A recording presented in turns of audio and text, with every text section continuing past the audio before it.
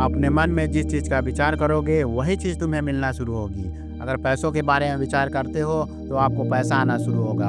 अगर आप अपने प्यार के बारे में विचार करोगे तो आपको आपका प्यार जल्द ही मिलेगा। गौतम बुद्ध के अनुसार हम वही बनते हैं जो हम सोचते हैं। जिस तरह कोई व्यक्ति बुरी सोच के साथ बोलता है या काम करता है तो उसे कष्ट ही मिलता है।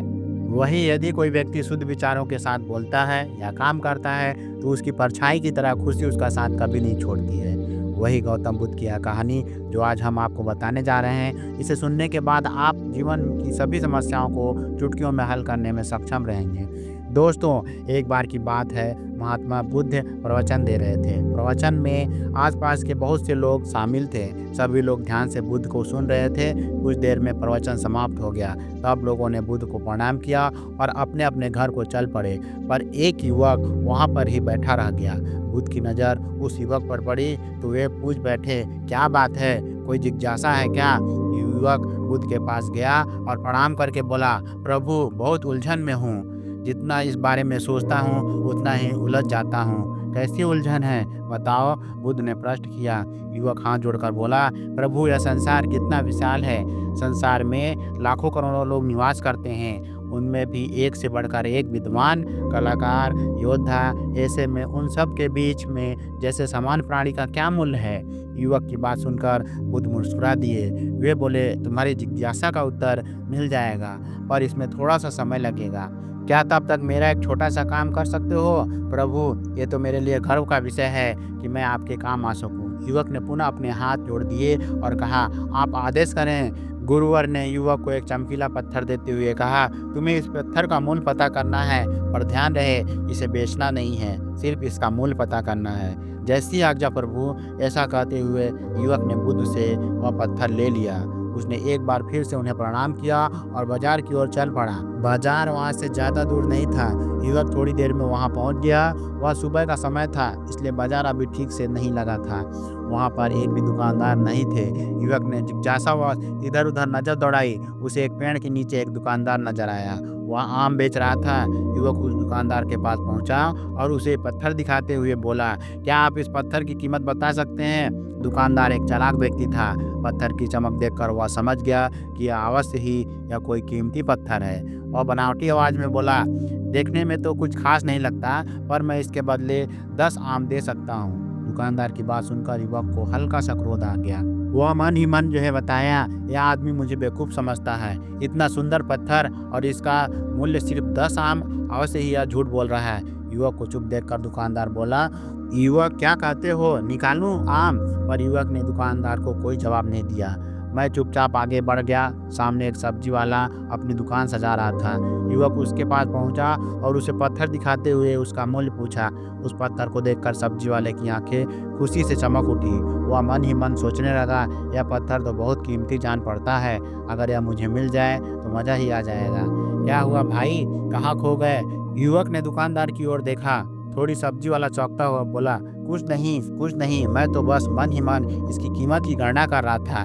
वैसे मैं इस पत्थर के बदले 1 बोरी आलू दे सकता हूँ। सब्जी वाले के चेहरे की कुटिलता देखकर युवक समझ गया कि यह दुकानदार भी मुझे मूर्ख बना रहा है। मुझे किसी और से इसका मूल्य पता करना चाहिए। यह सोचता हुआ युवक आगे बढ़ गया। सब्जी वाले दुकानदार ने युवक को पीछे से आवाज लगाई, क्या हुआ भाई, अगर आपको यह मूल्य कम लग रहा है तो बताइए तो सही, मैं इसे बढ़ा दूंगा। पर युवक ने उसकी बात पर ध्यान नहीं दिया।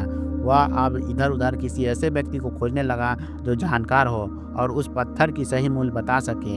युवक को लग रहा था कि अवश्य ही यह कोई कीमती पत्थर है, शायद कोई जौहरी इसका सही मूल्य बता सके। यह सोचता हुआ युवक एक जौहरी की दुकान पर पहुंचा। जौहरी अपनी दुकान अभी खोल रहा था। उसने युवक को अपनी दुकान की ओर आते हुए दूर से ही देख लिया था। साथ ही उसने युवक का हुलिया देखकर यह भी भांप लिया था कि यह कोई गरीब व्यक्ति है जो संभवतः कोई गहना बेचने आया है। जौहरी ने हाथ जोड़कर युवक को नमस्कार किया और मुस्कुराकर पूछा, बताइए महोदय, मैं आपकी क्या सेवा कर सकता हूँ? युवक ने बुद्ध का दिया हुआ पत्थर अपनी हथेली पर रख दिया और बोला, इसका मूल्य पता करना था। पत्थर को देखते ही जौहरी उसे पहचान गया कि यह बेशकीमती रूपी पत्थर है जो किस्मत वालों को मिलता है। वह बोला, पत्थर मुझे दे दो और मुझसे 1 लाख रुपए ले लो। कहते हुए जौहरी ने पत्थर लेने के लिए अपना दाहिना हाथ बढ़ाया। तब तक युवक ने पत्थर को अपनी मुट्ठी में बंद कर लिया। उसे पत्थर के मूल्य का अंदाजा हो गया था, इसलिए वह बुद्ध के पास जाने के लिए मुड़ा। जौहरी ने उसे पीछे से आवाज़ लगाई, अरे भाई क्या हुआ, मैं इसके 50 लाख दे सकता हूँ। लेकिन युवक को वह पत्थर बेचना तो था ही नहीं, इसलिए वह नहीं रुका और दुकान के बाहर आ गया। पर जौहरी भी कम चालाक नहीं था। वह उस अनमोल पत्थर को किसी भी कीमत पर अपने हाथ से जाने नहीं देना चाहता था। वह दौड़कर उसके आगे आ गया और हाथ जोड़कर बोला, तुम ये पत्थर मुझे दे दो, मैं इसके बदले 1 करोड़ रुपए देने को तैयार हूँ। युवक को जौहरी की बातों में अब कोई रुचि नहीं रह गई थी।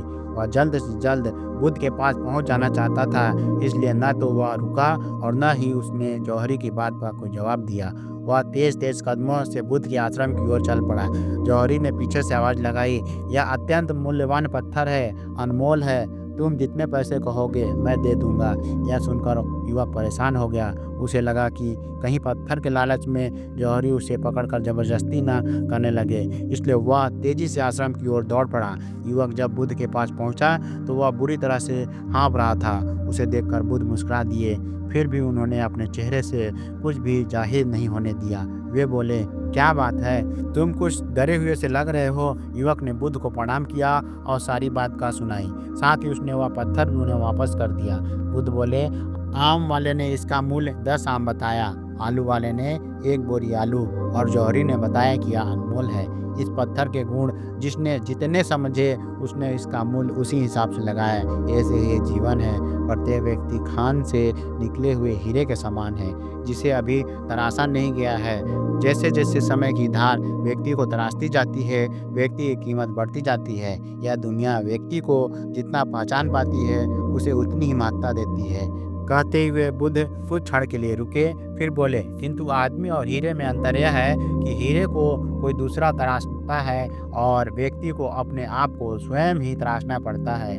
और जिस दिन तुम अपने आप को तराश लोगे, तुम्हें भी तुम्हारा मूल्य बताने वाला कोई ना कोई जौहरी मिल ही जाएगा।